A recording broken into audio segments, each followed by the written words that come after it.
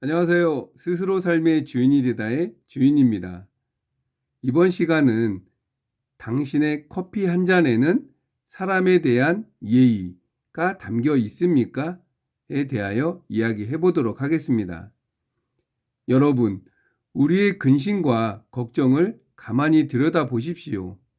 결국 그 끝에는 사람이 있습니다. 손님과의 관계, 동료와의 갈등, 친구와의 오해. 우리는 사람 때문에 아파하지만 역설적으로 그 아픔을 치유할 수 있는 존재도 오직 사람뿐입니다. 하지만 우리는 사람보다 돈을 먼저 바라보며 관계를 맺으려 합니다. 그러니 관계가 삐걱거리고 삶이 팍팍해지는 것이죠. 오늘 저는 나를 사랑하고 타인을 품는 사람 중심의 인생 경영에 대해 이야기하려 합니다. 사람을 사랑한다는 것은 관심에서 시작됩니다.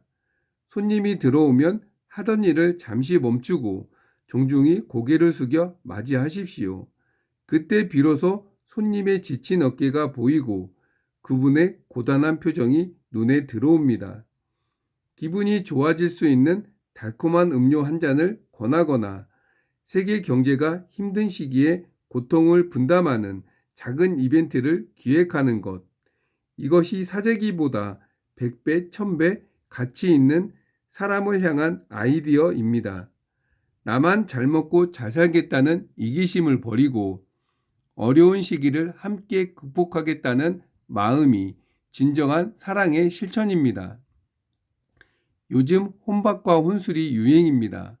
물론 혼자만의 시간도 소중합니다. 하지만 사람이 귀찮아서 상처받기 싫어서 스스로를 고립시킨다면 우리 영혼은 시들어갈 수밖에 없습니다. 인간은 서로 부딪히며 감정을 나누고 의견을 교류하며 넓어지는 존재입니다. 혼자 보내는 시간이 길어질수록 마음의 병은 깊어집니다.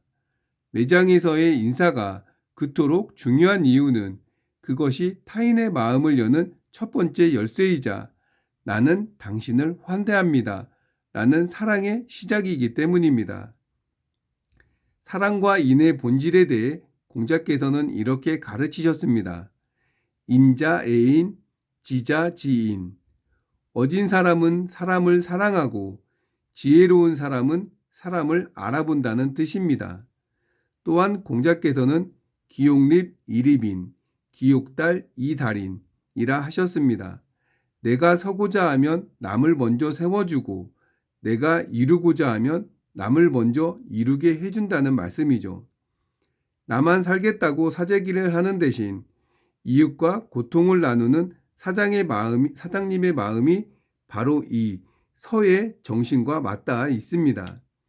타인을 내 몸처럼 아끼는 마음이야말로 자본주의의 혼란을 이겨낼 유일한 등불입니다. 사람을 사랑하는 힘을 기르기 위해 오늘부터 이것을 실천하십시오. 나를 먼저 소중히 대하고 사랑하며 그래야 타인을 사랑할 여유가 생깁니다.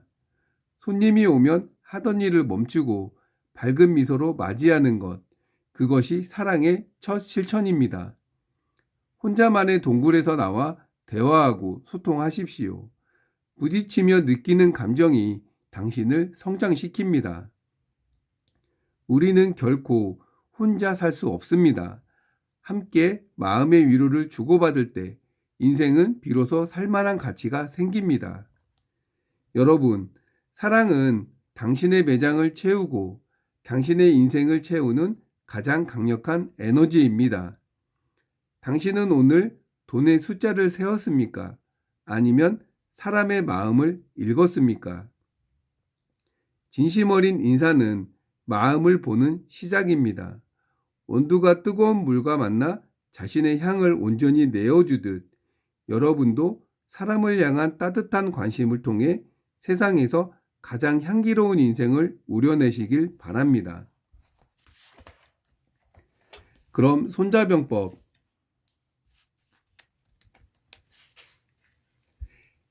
행군편 1.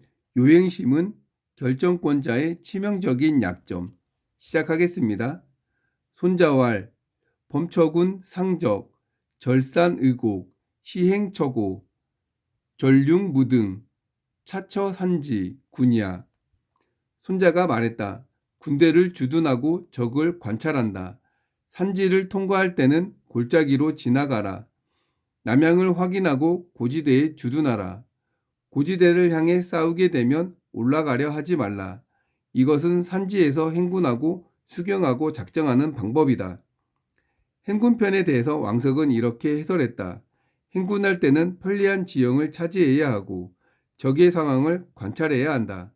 행군이란 그저 군대가 전진하는 것만이 아니라 수경과 포진까지 포함된다. 그러므로 편리한 지형을 찾아야 하고 적군의 상황도 살펴야 하는 것이다. 따라서 행군편은 다양한 지형에서 주의해야 할 점이 무엇이고 또한 적국의 상황을 판단하는 요령이 무엇인지 논하고 있다. 조조는 이렇게 해설했다. 행동하기에 편리한 지형을 택하여 움직인다. 장애는 이렇게 해설했다. 9가지 지형에 융통성 있게 대처해야 함을 알았다면 편리한 지형을 택해 행군하게 되므로 구변편 다음에 행군편이다. 군대를 주둔하고 적을 관찰한다. 원문의 처군이란 군대를 머물게 한다는 뜻이니 군대가 막사를 치고 진지를 구축하여 주둔하는 것이다. 원문의 상적은 적을 관찰하다는 뜻이니 적의 동정을 관찰하고 징후를 분석해야 한다. 적에게 어떤 현상이 있다면 그것은 무엇을 표시하는지 판단하라는 것이다. 왕석은 이렇게 정리했다. 주둔 방법에는 4가지가 있고 적을 관찰하는 방법에는 30가지가 있다. 행군편의 내용은 4가지 지형에 따른 주둔 방법, 그리고 적의 상황을 판단하는 31가지 징후를 논하고 있다는 것이다. 산지를 통과할 때는 골짜기로 지나가라. 위 구절은 첫 번째 지형, 즉 산지에서 행군, 수경, 작전하는 요령을 논하고 있다. 원문의 절산의곡에 대해 두목은 이렇게 해설했다. 절은 지나가다의 뜻이다. 의는 가까이 하다의 뜻이다. 행군하여 산지를 통과할 때는 골짜기로 가까이 다가서라는 것이다. 골짜기에 무엇이 있기에 그쪽으로 지나가라는 것인가? 조조는 이렇게 해설했다. 물과 풀이 가까우니 편리하다. 골짜기에 물이 있고 또한 풀도 있으니 방목할 수 있다는 것이다. 군대가 이동할 때 주요 교통수단이 말인데 말은 풀을 먹어야 하기 때문이다. 물론 취사병은 돼지나 양을 끌고 이동해야 하는데 이 가축들도 풀을 뜯어 먹어야 하기 때문이다. 이전은 이렇게 해설했다. 병영과 보루를 구축하려면 반드시 먼저 병력을 나누어 협곡의 입구를 지키고 이어서 가축을 풀어서 방목하고 땔감을 마련한 후에야 안정될 수 있다. 수경을 하려면 요충지에 병력이 보초를 서야 하며 가축을 방목하고 땔감을 구해 밥을 지어야 병사들이 안정을 찾을 수 있다는 뜻이다. 후한때 일이다. 무더에 강족이 반란을 일으켜 마원이 토벌에 나섰다. 강족은 산지에 있었는데 마원은 골짜기 차지하여 물과 풀을 빼앗고 단단히 지키기만 할 뿐 응전하지 않았다. 강족은 수원이 끊기고 양식마저 떨어지자 더 이상 버티지 못하고 투항했다. 남양을 확인하고 고지대에 주둔하라. 조조는 이렇게 해설했다. 생이란 양지이다. 원문의 생은 햇빛이 드는 양지이니 남양을 가리킨다. 이전은 이렇게 해설했다. 남양을 생이라 한다. 산에 있을 때 고라 한다. 남양의 고지대에 주둔할 수 있다. 산지를 행군할 때는 골짜기로 통과하는 것이 편하지만 그렇다고 골짜기에 주둔해서는 안 되고 반드시 높은 지대의 남양인 곳에 진지를 구축하라는 뜻이다. 지대가 높아야 시야에 가리지 않아 방어하기도 좋다. 만일 골짜기에서 수경을 한다면 적에게 포위되기도 쉽고 또한 적이 높은 곳에서 아래로 공격하면 방어하기 힘들기 때문이다. 남양을 강조하는 이유는 무엇일까? 남양이 비교적 건조하고 따뜻하고 쾌적함으로 병사들이 건강에 유익하다. 음습한 북향으로 진지를 구축하면 병사들이 독감에 걸리기 쉽다. 독감이 유행하면 의학이 결핍한 옛날에는 치료가 마땅치 않아 교전하기도 전에 대규모 사상자가 발생하기도 했다. 나폴레옹이 했던 말도 있다. 아무리 전투가 치열해도 그 사상자 숫자는 열악한 병영에서 죽어나가는 숫자에 미치지 못한다는 것이다. 전염병이 창궐하여 사라지는 병력이 전투로 소모되는 병력을 훨씬 능가한다는 뜻이다. 교전할 때 죽는 것은 아군만 죽는 것이 아니라 적군도 얼비슷하게 죽는다. 그러나 아군 진영에 전염병이 돌아 병력이 줄어드는 것은 적군에 아무런 영향도 없다. 마원은 유리한 지형을 선점하여 강족을 궁지로 몰아 항복을 받아냈다. 그런데 호남성 5개만의 묘적을 토벌할 때는 수로를 타고 진격하다가 밀림의 골짜기에 갇혀 부득이 은습한 강가에 병영을 구축했다.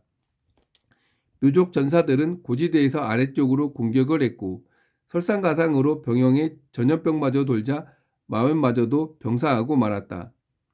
마원이 그런 위험성을 몰랐을까? 당연히 알고 있었다. 그러나 그는 이미 나이가 들었기에 마지막 원정에서 빨리 공을 세우고 싶은 마음에 앞서 모험을 감행한 것이다. 심리 상태가 정상이 아니었기에 앞회장, 구변편에서 제시한 장군의 5가지 위험 중 한 가지, 필사, 가설야를 범한 것이다. 손자병법의 이 구절을 마원은 암송하고 있었을 것이다. 그런데 왜 위반했을까? 결정권자가 범하기 쉬운 치명적인 실수, 요행심이 작용했기 때문이다. 요행심, 사람마다 다 있다. 그러므로 중대한 결정을 내릴 때는 반드시 요행 검사를 거치는 것이다. 내가 지금 이런 결정을 내리려 하는데 혹여 요행을 바라는 마음은 없는가? 이렇게 점검을 해보는 게 좋다는 것이다. 고지대를 향해 싸우게 되면 올라가려 하지 말라. 두목은 이렇게 해설했다. 융이란 고지대를 향한다. 적이 고지대에 있으면 아래에서 위를 향해 적을 맞이하여 교전해서는 안 된다는 말이다. 산비탈을 기어오르며 고개를 위로 젖히고 진격하면 자세가 불편하여 불리함으로 만용을 부리지 말라는 뜻이다. 이것은 산지에서 행군하고 수경하고 작전하는 방법이다. 우리는 기본에 충실하며 따를 때 잘한다고 볼 수 있습니다. 그런데 무언가 화려함이나 요행을 바라며 설마 괜찮겠지 하며 안이하게 대처하는 경우를 보게 됩니다. 결국 기본은 잊어버리고 편법과 빠른 길만 택한 결과 무너지게 됩니다. 모든 것은 사람 마음에 달려 있습니다. 어떤 마음과 자세를 임하느냐는 자신에게 달려 있는 것입니다. 오늘은 초심을 잃지 않고 기본에 충실한 마음을 되새겨 보는 시간을 가져보셨으면 합니다. 요즘 모두가 힘든 시간입니다. 나 혼자보다 주변을 돌아보며 함께 이겨내는 하루가 되셨으면 합니다. 그럼 저는 다음 시간에 뵙겠습니다. 감사합니다.